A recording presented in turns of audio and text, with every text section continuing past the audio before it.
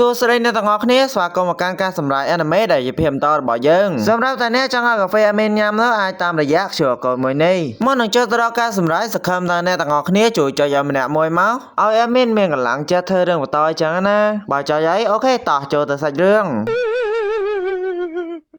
ងបណ្ដាំសេរីភេនេះមានការវាយលុកប៊ីគីនីដល់គុណភាពពួកគេបានជ្រើសរើសទីតាំងហើយគឺនៅសមុទ្រដែលមិនសូវមានមនុស្សមកវាមានចំណតឡានក្រុងតែមួយគត់ដែលនាំឲ្យពួកគេមកទីនេះមើលទៅសាកែដូចជាសប្បាយចិត្តមិញឯងបើខ្ញុំវិញសប្បាយចិត្តដល់កឃើញអូនប៊ីគីនីអូយមកដល់ឆ្នេរតលេងទាំងអស់គ្នាហ្មងហើយមានតែមកនាងចង់បង្ហាញពីស្នៀតហែទឹករបស់នាងជាមួយនឹងប៊ីគីនីចំណែកអារូណាហើយនឹងអាការីក៏គិតអញ្ចឹងដែរក្រឡៃមកមើលសាកែក៏កំពុងតែលេខដីម្នាក់ឯងក៏បានគិតអំពីមិត្តពីកុមារភាពរបស់គាត់ទាំង3ធំឡើងជាមួយនឹងភាពរ៉ូមែនទិកតាំងពីបុរាណមានតែមកបានសួរទៅសាកែលេងតាក់ទេអីពួកឯងមានចំណៃចាក់ខុកនៅនឹងច្រើនណាស់បើចំណាយរូណានាងចង់ញ៉ាំអាឡឹកឲ្យសាកែហ្នឹងជួយវាយឲ្យតិចមកសាកែងាកមកធ្វើឲ្យពួកគេគាំងជាមួយនឹងទឹកមុខរបស់គាត់សាកែរៀបកន្លែងឲ្យពួកគេក៏ទៅអង្គុយលេងដីទៀតទៅពួកគេទាំង3នាក់ពិតជាឆ្ងល់ខ្លាំងមែនតើគាត់កំពុងតែអន់ចិត្តមែនទេចំណែកសាកែហើយឃើញអត់ហើយអត់អាចមានទំនាក់ទំនងជាមួយនឹងមាត់ពីកុមារភាពរបស់ខ្លួនឯងបានទេកន្លែងហ្នឹងគេស្មូតអញ្ចឹងខ្ញុំធ្វើតាមគេទេអាការីបានសួរទៅសាកែគាត់កំពុងតែគិតអ្វីពីព្រោះឥឡូវនេះពួកគេបានមកដល់ឆ្នេរហើយ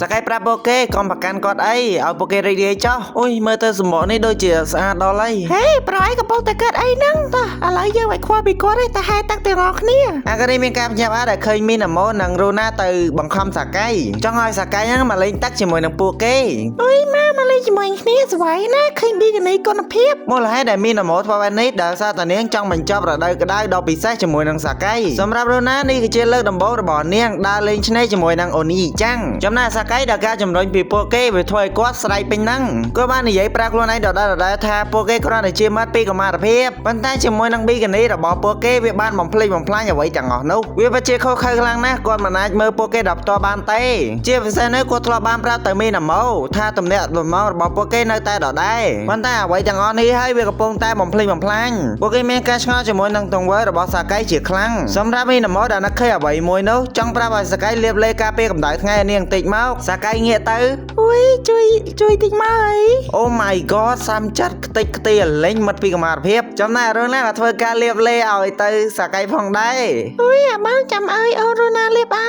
យនៅពេលដែលសាកែប្រាប់ឲ្យរូណាបញ្ឈប់រូណាបានសួរតែខ្មាស់គេមែនវាច់ខ្មាស់គេទេទទួលខុសត្រូវលឿនទៅសម្រាប់ការទទួលខុសត្រូវរូណាប្រាប់ឲ្យសាកែសន្យាជាមួយនឹងនាងថាគាត់នឹងទទួលខុសត្រូវពីពេលវេលាដែលគាត់មើលនាងកំពុងតែងុយទឹកចំណែកអាការីស្អីគេពួកគេកំពុងតែនាំគ្នាព្រួតទៅរកសាកែចំណែកនាងបានត្រឹមតែនៅពីក្រោយខ្នងរបស់ពួកគេរូណានិងមីណាម៉ូពិតជាចាប់បង្ខំសាកែខ្លាំងមែនតែនចង់ឲ្យគាត់ទៅលេងទឹកជាមួយនឹងពួកគេចំណែកអាការីឆ្លេឆ្លាពេញហ្នឹងរកចន្លោះចោតឃើញឯងសាកែក៏បានទទួលអារម្មណ៍ពីអូប៉ៃរបស់មីណាម៉ូព្រមទាំងរូណាផងដែរគាត់បានប្រាប់ខ្លួនឯងថាគាត់ត្រូវតែអត់ធ្មត់ស៊ូទ្រាំនឹងរឿងទាំងអស់នេះនៅវិធីបើកវេទនកាលចូលទៅវិទ្យាល័យចាប់ពីថ្ងៃនោះមកក៏បានកត់សម្គាល់ថាគាត់នឹងមានអារម្មណ៍សម្រាប់មិត្តកុមារភាពរបស់ខ្លួនឯងរហូតមកដល់សប្តាហ៍ថ្ងៃនេះមិនថាទោះជាណាក៏ដោយក៏បានប្រាប់ខ្លួនឯងថាបេះដូងរបស់ខ្លួនឯងគឺបេះដូងដែកអញ្ចឹងហើយគាត់ទៅលេងទឹកមុខឲ្យរឹងមាំបន្តិចចំណែកអាការីបានចូលមកចិត្តសាកែសុំឲ្យគាត់ទៅលេងបាល់ជាមួយនឹងនាងជាមួយនឹងទឹកមុខរបស់សាកែអាការីបានបញ្ជាក់អីអាតបយកស្ដាប់និយាយតិចមើលអូយកំទុកឲ្យអូនលើម្នាក់ឯងមកលេងបាល់ជាមួយនឹងអូនមក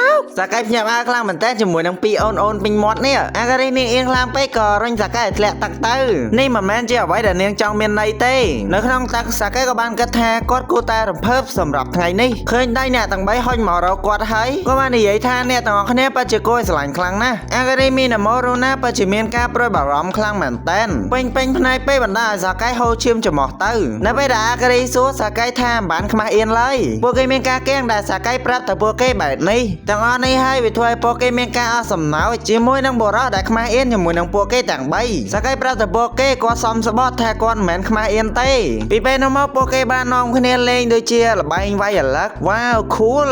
នឹងលេងបាល់ដ៏ស្រស់ប្រំប្រៃខោសេរីប៊ីគីនីគុណភាពដូចជាការញ៉ាំអីជាមួយនឹងគ្នានេះញ៉ាំទៅអូនីចឹងបន្តមកពួកគេបន្តលេងទឹកជាមួយនឹងគ្នាទៀតមេក៏វាចូលក៏បានល្ងាចបន្តមកពួកគេត្រឡប់មកឡានក្រុងវិញសាកែបានគិតនៅទីបញ្ចប់គាត់ត្រូវបានចំអកទាំងស្រុងនេះហើយជាមូលហេតុដែលគាត់មិនអាចនៅក្នុងទំនាក់ទំនងដ៏រ៉ូមែនទិកជាមួយនឹងមិត្តពីកុមារភាពអាការីបានសួរទៅសាកែតើគាត់នៅអៀនមែនទេ ទេជាមួយនឹងពួកគេទាំង3សកៃថាកំកាត់ច្រើនពេកនិយាយចាស់អើយនេះយកពេលចំអកហ្នឹងមកជួយលើកអីវ៉ាន់គាត់មកអាការីមានការក្តៅក្រហាយជាខ្លាំងក៏ធ្វើការតទៅវិញទៅមកពេញហ្នឹងនេះមកអំបរនឹងមកចាំនាងជួយលើកស្អីគេក្មេងស្ទៀវកុំនិយាយលុយពេកពួកគេនៅតែបន្តឆ្លោះអញ្ចឹងមើលឡានក្រុងញ៉ាវទៅបាត់ចប់គ្រប់យ៉ាងចំណាអាការីនិងរូណានេះដេកថ្មិលឥឡូវនេះអាការីមើលឃើញថាវាពិតជាធ្ងន់ធ្ងរខ្លាំងណាស់ក្រឡៃមកមើលទូរស័ព្ទវាគ្មានសេវាអ្វីឡើយសកែក៏បាននិយាយដែរអញ្ចឹងហើយចង់រើសឆ្នេរដែលស្ងប់ស្ងាត់ប្រយចង់ដាក់កំហុសមកលើខ្ញុំមែនទេមិនទេគិតខ្លួនឯងតាអីសម្រាប់ឥឡូវនេះវាគ្មានអ្វីឡើយពួកគេគួរតែធ្វើដំណើរថ្មើរជើងតែម្ដងក៏មើលតែអាការីពិតជាគួរឲ្យខ្លាចខ្លាំងណាស់ប៉ុន្តែវាសមហេតុផលហើយដែលសារតែនាងមកចូលចិត្តគាត់ឡើយក៏បានរំលឹកអំពីពាក្យសម្ដីនៅក្នុងបន្ទប់ទឹករបស់អាការីដែលនាងយកស្របពីអារម្មណ៍របស់សាកៃជាមួយនឹងរូណាទោះជាយ៉ាងណាក៏ដោយវាមិនមែនជាពេលវេលាដែលគាត់ត្រូវកាត់នោះឡើយឃើញដូច្នេះអាការីបានថាឲ្យសាកៃមកលឿនមកសាកៃក៏នៅតែកាត់អំពីពាក្យសម្ដីរបស់អាការីស្រែកថាឲ្យតែម្ដងប្រឯងកំពុងតែកាត់អីហ្នឹងមកលឿនមកហើយសាកៃក៏បានឈប់កាត់អំពីរឿងទាំងអស់ហ្នឹងទៅនៅតាមផ្លូវអាការីក៏បានកាត់ដែរហេតុអ្វីបានជានាងត្រូវជាប់គាំងជាមួយនឹងមនុស្សដ៏អត់ប្រយោជន៍ម្នាក់នេះប៉ុន្តែគេសន្មតថាមានតែយើងពីរនាក់អីតែវាបញ្ចប់ដោយរបៀបណានេះគឺជាអាការរបស់នាងមែនទេដើម្បីធ្វើឲ្យដូចមានលម៉ូដែលមានពេលវេលាជាមួយនឹងសាកៃហើយនឹងរូណាផងដែរប៉ុន្តែនាងឆ្ងល់ខ្លាំងណាស់តែនាងកំពុងតែគិតអ្វីឥឡូវនេះពេលនោះអាការីមានការភ័យខ្លាចខ្លាំងណាស់ដោយហក់ទៅអោបសាកៃប៉ុន្តែវាគ្រាន់តែជាឆ្មាហក់ចេញពីព្រៃតែប៉ុណ្ណោះអឡងពេលដែលស្វីតបែបនេះហើយពួកគេក៏បានដកឃ្លារៀងខ្លួនអំឡុងពេលនេះមេឃកាន់តែងងឹតហើយពួកគេនៅតែបន្តដំណើរអាការីឆ្ងល់ថាពួកគេមិនអីទេឬសាកៃថាមិនអីទេអំពីរឿងទាំងអស់នេះគាត់ថាទីនេះគ្មានធាតុករណាមួយឡើយអាការីនាងបាននិយាយថានាងបានលើអំពីគេថាបរិសម្នាក់ត្រូវបានស្លាប់ភ្លាមធ្លាក់ពីលើម៉ូតូបើមានរឿងអញ្ចឹងកើតឡើងមែនសាកៃគាត់នឹងរត់ទៅសុំជំនួយភ្លាមសម្រាប់អាការីអញ្ចឹងបានន័យថាគាត់ទុកឲ្យនាងនៅម្នាក់ឯងមនុស្សដែលនៅម្នាក់ឯងត្រូវមានការចាប់ចរិតភ្លាមហើយនឹងមានព្រៃបិសាចឡងទៀតផងសាកៃបានថាឲ្យអាការីកុំចេះតែយករឿងពីគ្រប់ទិសទីមកនិយាយគ្រាន់តែសំឡេងសត្វក្អែកមួយធ្វើឲ្យអាការីនឹងព្រឺរោមពេញនឹងហើយពួកគេក៏បាននាំគ្នាបន្តដំណើរទៀតទៅអំពីរឿងនោះវាពិតជារន្ធត់ខ្លាំងណាស់អាការីបានសម្លឹងទៅសាកៃហើយរំលឹកទៅអតីតកាលដែលយើងឃើញអាការីកាលពីក្មេងនាងកំពុងតែយំខ្លាចវង្វេងផ្ទះសាកៃបានចាប់ដៃអាការីហើយលងលោមនាងថាមិនអីទេគាត់តែងតែនៅជាមួយនឹងនាងជានិច្ចរំលឹកពីរឿងទាំងអស់ហ្នឹងហើយអាការីបានសម្លឹងមើលទៅដៃរបស់សាកៃនាងមិនអាចប្រមូលផ្ដុំភាពក្លាហានរបស់នាងចាប់វាបានឡើយភ្លាមនោះសាកៃក៏បានក្រដាស់ធ្វើឲ្យអាការីដាច់ផ្ងាតោងតែម្ដងសាកៃក៏បានសួរដែរអាការីថាមិនអីទេមើលតែខ្លួនទៅឡើងញ័រហ្មងសាកៃក៏ចង់ជួយលើកអាការីប៉ុន្តែនាងមិនព្រមទេរៀបនឹងដួលម្ដងទៀតហើយប៉ុន្តែសាកៃក៏បានទៅត្រោបពីក្រោយសាកៃក៏បានប្រាប់ហើយថានាងមិនអាចជួយខ្លួនឯងបានទេ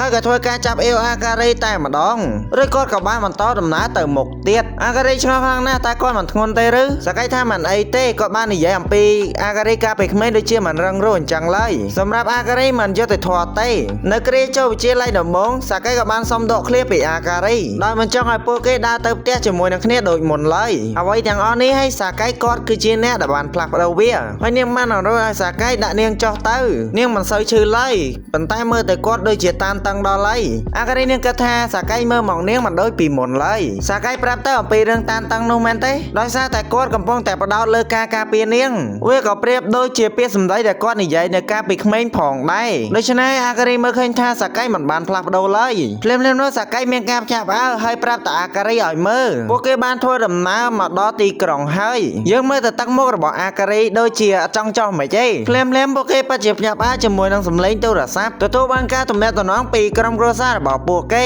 បញ្ចប់នៅការហៅទូរស័ព្ទសាកៃបានប្រាប់ទៅអាការីម្ដាយរបស់ពួកគេបានប្រាប់ថាពួកគេគួរតែស្នាក់នៅផ្ទះសំណាក់មួយយប់កន្លែងបានកក់ហើយនឹងបងប្រាក់រួចហើយពួកគេគួរតែស្នាក់នៅអាការីថាមិនអីទេមើលទៅទឹកមុខដូចអត់ទាន់អស់ចិត្តឡើយមកដល់ផ្ទះសំណាក់សាកៃឆ្ងល់ពីភាពស្ងប់ស្ងាត់របស់អាការីតែនាងកំពុងតែខឹងគាត់មែនទេមកដល់បន្ទប់កន្លែងដេកគឺវិគៀកគ្នាទៀតឃើញអាការីបែបនេះហើយសាកៃក៏មានកម្រងទៅសួរបុគ្គលិកដើម្បីរកបន្ទប់ផ្សេងទៀតប៉ុន្តែអាការីបានប្រាប់ទៅសាកៃថាមិនអីទេពីព្រោះនាងចង់នៅជាមួយនឹងគាត់សាកៃឆ្ងល់ខ្លាំងមែនតើចង់នៅជាមួយនឹងគាត់សាកៃបានសើចចំពោះអាការី តែនៅមានការភ័យខ្លាចទៀតមែនទេអាការ៉េគ្រាន់តែញញឹមហើយអរគុណសាកៃសម្រាប់ថ្ងៃនេះវាបាននាំយកមកអ្វីត្រឡប់មកវិញបានខ្លះនៅពេលដែលសាកៃសួរទៅអាការ៉េក៏បានសុំទៅងូតទឹកបន្ទាប់មកសាកៃក៏បានមកមុជទឹកដូចគ្នាដែរសាកៃឆ្ងល់ខ្លាំងមែនតើនោះវាទៅជាយ៉ាងណាជាធម្មតានាងមិនអញ្ចឹងឡើយបើតាមការគិតវិញហ៎ប្រូឯងកុំគិតតែខ្ញុំចង់ដេកជាមួយនឹងប្រូឯងសាកៃនៅតែឆ្ងល់អញ្ចឹងឆ្ងល់នៅតែឆ្ងល់ដូចជាភាពគំរាមកំហែងរបស់អាការ៉េប៉ុន្តែក៏មើលទៅនាងដូចជាត្រូវមានអ្វីមួយក្រឡេកមកគៀនឃើញអាការ៉េកំពុងតែចាំគាត់ទៀតវាជារឿងដែលគួរភ្ញាក់ផ្អើលជាធម្មតាអាការ៉េស្អប់ការរងចាំខ្លាំងណាស់អាការ៉េលើដូច្នោះបានត្រឹមតែងាកមុខចេញនៅលើតុញ៉ាំអាហារសាកៃពិតជាមានភាពភ្ញាក់ផ្អើលជាមួយនឹងអាហារដ៏ប្រណិតភាពភ្ញាក់ផ្អើលវាប្រែទៅជាស្ងប់ស្ងាត់ដែលអាការ៉េមិននិយាយអ្វីសោះសាកៃក៏ប្រឹងនិយាយខ្លាំងមែនតែនចំណែកអាការ៉េមិននិយាយអ្វីឡើយអញ្ចឹងហើយក៏ប្រៀបដូចជាតួកំ ប្លែងដែលមិនទាន់ល្បីដោយសារគេក៏ចង់ចាត់ទឹកឲ្យអាការ៉េញ៉ាំមិនប្រយ័ត្ននោះវាបានរបូតចេញពីដៃរបស់គាត់តាំងនោះពិតជាក្តៅខ្លាំងណាស់បានសើមកាបូបរបស់អាការ៉េទៀតផងអ្វីដែលអាការ៉េមើលនោះមិនមែនកាបូបរបស់នាងឡើយគឺដៃរបស់សាកៃឃើញថានេះគឺជាភាពរ៉ូមែនទិកមួយអាការ៉េបានប្រាប់ឲ្យសាកៃអង្គុយចោលទៅឲ្យទុកឲ្យនាងសម្អាតវានៅក្នុងបន្ទប់ទឹកនោះសាកៃពិតជាមានស្ការឆ្ងល់ជាមួយនឹងអាការ៉េជាខ្លាំងបន្ទាប់ពីការញ៉ាំអីត្រូវបានបញ្ចប់ក៏ដល់ម៉ោងគេងម្ដងលើតែអាការ៉េនិយាយថាតោះគេងនឹងសាកៃសម្លឹងទៅមើលកន្លែងដ៏រីករាយហើយសាកៃក៏បានអស់ពុករបស់គាត់ទៅឆ្ងាយពីអាការ៉េទៅដេកនៅកលៀនជាងរួចអាការ៉េក៏បានទៅបិទភ្លើងដើម្បីគេងសាកៃបានប្រាប់ខ្លួនឯងពួកយើងគ្រាន់តែជាមិត្តពីកុមារភាពភ្លាមៗនោះក៏មានការកេងជាខ្លាំងដែលអាការ៉េចង់គេងជាមួយនឹងគាត់ដែរអ្វីដែលអាការ៉េប្រាប់ទៅគាត់នោះគ្រាន់តែកុំធ្វើរឿងអាក្រក់ទៅបានហើយនាងមិនចូលចិត្តទេនៅពេលដែលគាត់ធ្វើរឿងទាំងអស់នោះសាកៃក៏បានសួរចំពោះអាការ៉េដែរហើយដើម្បីបានជាដេកក្បែរគាត់អញ្ចឹងអ្វីដែលអាការ៉េចង់បាននោះចង់ឲ្យគាត់មើលមកនាងដូចជាការពីក្មេងសាកៃរំលឹកអំពីរឿងរ៉ាវនៃការពីក្មេងរបស់ពួកគេហើយអោបតែលើអាការ៉េប្រាប់នាងថាគាត់យកព្រមទាំងអស់នេះហើយវាធ្វើឲ្យអាការ៉េពិតជាសប្បាយចិត្តខ្លាំងណាស់រាល់រឿងរ៉ាវនៃការពីក្មេងអាការ៉េប្រាប់ទៅសាកៃថានាងស្រឡាញ់គាត់អ្វីទាំងអស់នេះហើយសាកៃងើបមកគាត់ញាប់អើតើអាការ៉េទៅតែនិយាយថាស្រឡាញ់គាត់មែនទេអញ្ចឹងហើយក៏មានការកៀងជាខ្លាំងនៅព្រឹកឡើងវាបានចូលមកដល់មើលទៅមុខសាកៃទៅដូចអត់ទាន់បានដេកឡើយសាកៃងើបឡើងមកប្រាប់ខ្លួនឯងថាស្ថានភាពដ៏រ៉ូមែនទិកក៏មិនបានរំពឹងទុកឡើយថាគាត់បានគេងជាមួយនឹងអាការ៉េជាធម្មតាអាការ៉េតែងតែរឹងរូសណាស់ឥឡូវនេះអារឹងរូសទៀតទេប្រៀបដូចជាក្មេងតូចអញ្ចឹងក៏បានតែ good morning ដល់អាការ៉េអញ្ចឹងទៅហើយរំលឹកការពីយប់ចង់ឲ្យគាត់ធ្វើអញ្ចឹងអីអាការ៉េឆ្ងល់ថាសាកៃកំពុងតែនិយាយអំពីអ្វីដូច្នេះសាកៃមានការកៀងជាខ្លាំងអាការ៉េបានរុញសាកៃចេញពីនាងហើយប្រាប់ឲ្យគាត់ឈប់មើលដោយសារតែនាងមិនទាន់បានផាន់មុខផាន់ផ្សៅត្រឹមត្រូវឡើយឬក៏បានយកកតាមហើយប្រាប់ទៅសាកៃនាងទៅផ្ទះមុនហើយសាកៃនៅអង្គុយភ្ញាក់ផ្អើលនៅអ្វីដែលបានកើតឡើងអញ្ចឹងអើយសំចិត្តយប់មិញវារឿយកើតឡើងនេះចំណែកអាការ៉េនៅលើឡានក្រុងទៅតែម្នាក់ឯងទេអាចចាំសាកៃឡើយនាងបានរំលឹកអំពីការពីយប់នោះផងដែរនាងឆ្ងល់ខ្លាំងណាស់តែនាងកំពុងតែនិយាយអ្វីនៅគ្រានោះអូខេអ្នកទាំងអស់គ្នាសាច់រឿងរបស់យើងគឺមានតែប៉ុណ្ណឹងបើចូលចិត្តវីដេអូនេះកុំភ្លេចចុច like មកពីខ្ញុំបាទ CAA Anime សូមជម្រាបលាអ្នកទាំងអស់គ្នាជួបគ្នានៅវីដេអូក្រោយបាយ